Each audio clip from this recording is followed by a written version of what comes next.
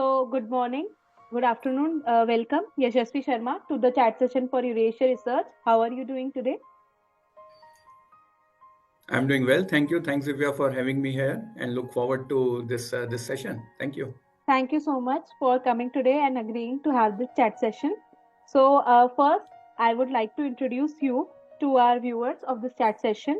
So, today we have with us Yashasvi Sharma from the Department of Business Administration, SP Jain School of Global Management, Mumbai, India.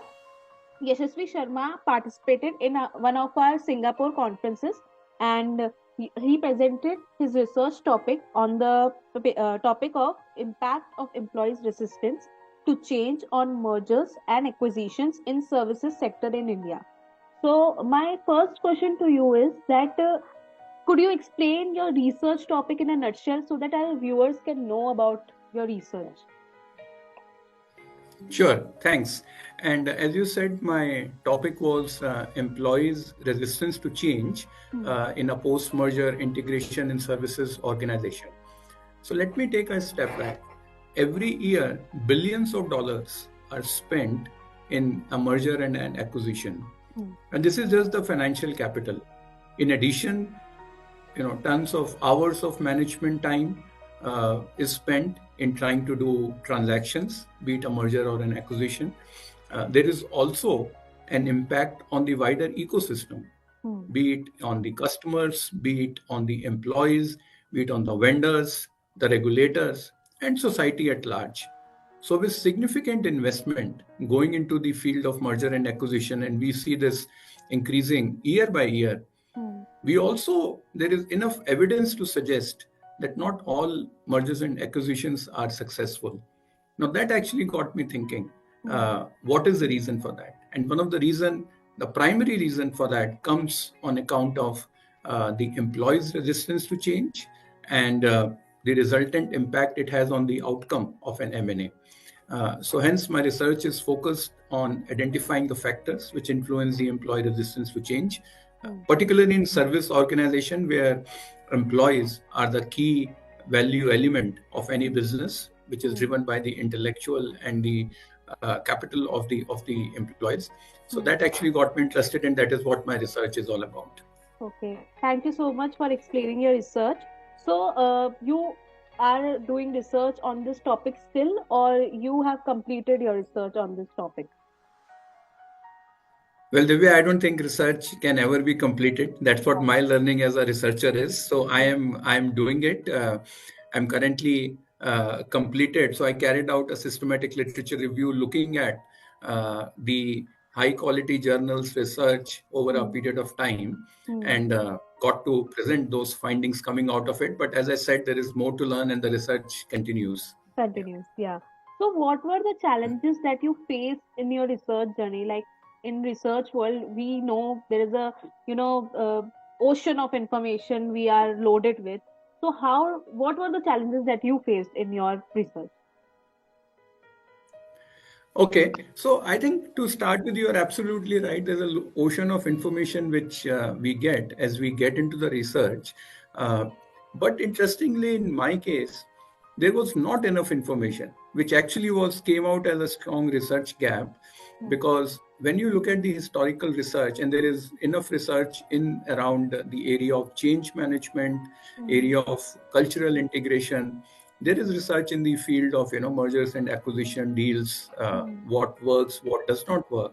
Hmm. But if we think some of the successful and the most often followed the research findings, be it in terms of the change management models, etc., Hmm. they all seem to be focused on organizational change. Now, and be it in terms of, let's say, a digital transformation, it could Hmm. be a new operating model, and how do employees react, and how do we manage the employee expectation in the field of an organizational change.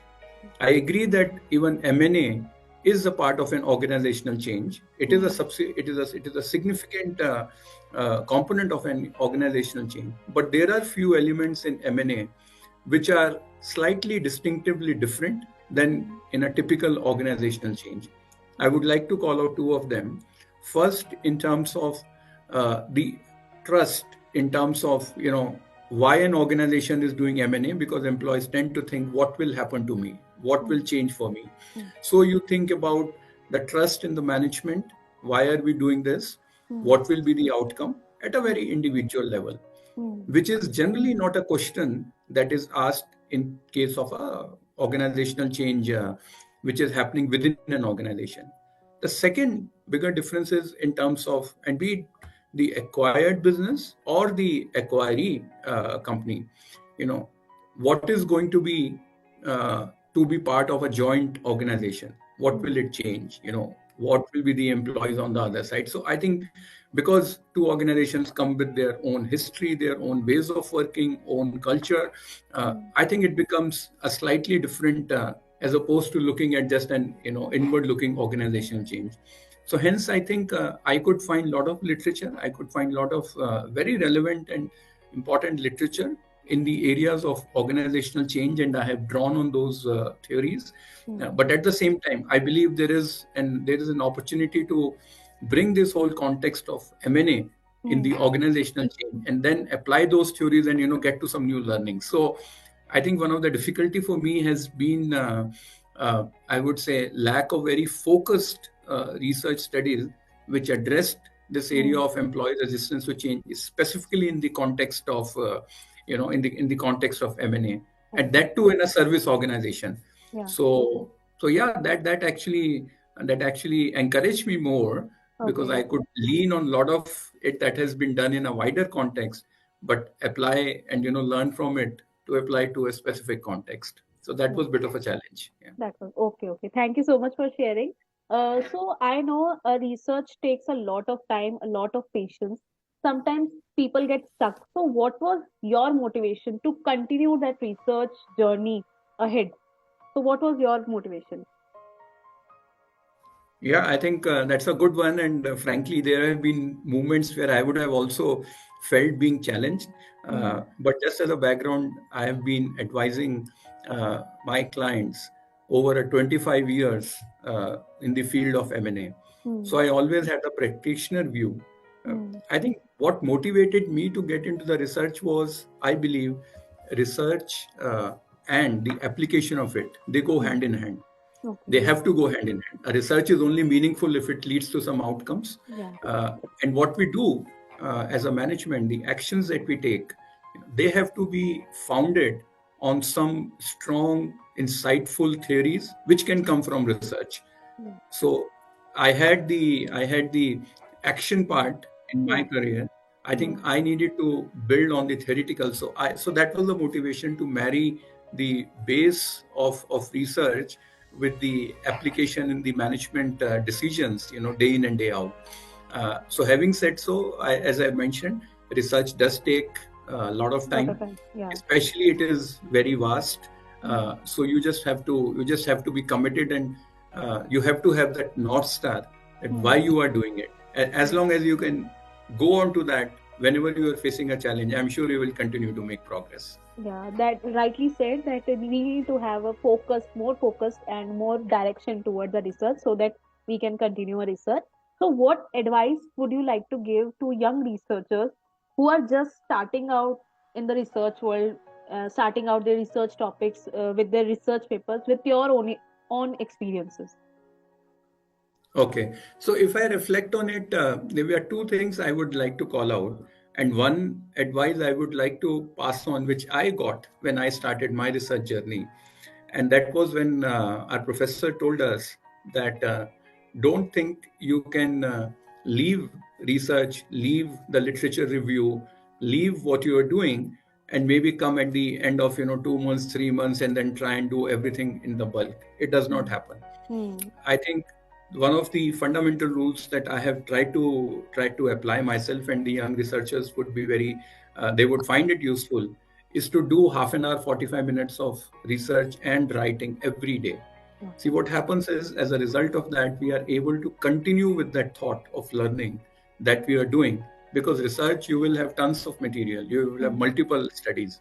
So Hmm. unless you are able to synthesize those studies in a coherent manner, Hmm. uh, it will be very difficult to come to something meaningful. And that can only happen if you're spending time on a continuous, regular basis.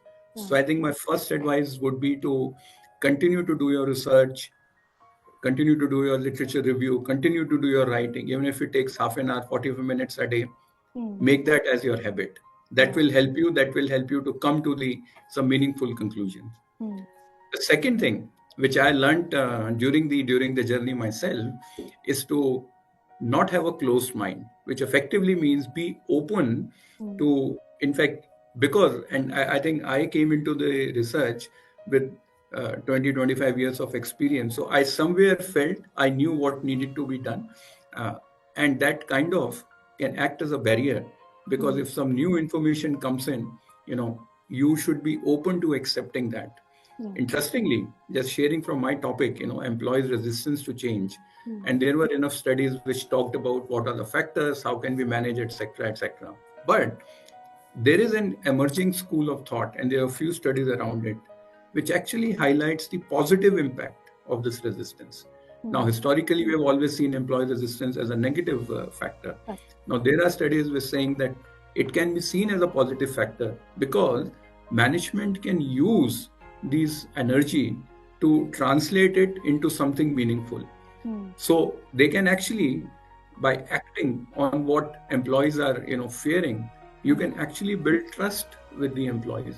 And hence, if you flip this whole question, resistance to change can actually work as a positive factor. I think effectively, what I was saying is the two learnings that I got, which I would like to share, is A, being regular with your research, with your literature review, with your writing. And second, most important, is being open to new findings that come. And I was sharing an example. In my case, employee resistance to change is generally seen as a negative factor. But there is an emerging area of research which talks about how management can actually learn from what employees are being resistant about, and then take those actions which will help them build trust. So you can actually look at resistance to change as a slightly positive factor, depending on how you act upon it. And so I think that actually helps me think about that one must always be open and follow the research, follow where the insights and the literature is taking you, as opposed to just trying to use those studies which validate your initial assumption. So I think being open-minded and being regular are the two things which are important. Really great advice for the young researchers. So my last question to you is not about your research but on the outlook of our conferences. So what was your feedback for the conference that you attended, online conference? Any insights, any thoughts? So I think I really loved it for two reasons. I think your conferences, the way the structure was, I really liked when we all deliberated amongst our group on the topic that, should we be following the first impression? That was a very interesting management topic you had selected. And I think that allowed us to share amongst each other. So, which as a format, I would like to, thank you and congratulate you for thinking of this, making it interactive. I thought that was good. Secondly, it also provided us to have a global discussion with the participants coming from territories. So I thought it was a good forum, very well-structured forum, where we could create our own learnings and share our own thoughts in the group. And it was a meaningful way to interact. So thanks and kudos to you for putting it all together. Thank you so much for your wonderful feedback, and thank you so much for sharing your experience on your research and on the conference. And we are really grateful to have you, and it will be a great pleasure to see you in our future conferences as well. And it would be we will be honored to have you again as a participant. Thank you very much. Thanks for organizing and keep doing the great work, and wish you all the best and look forward to future participations. Thank you Thank you. so much. Thank you. Have a great day Thanks. ahead. Bye.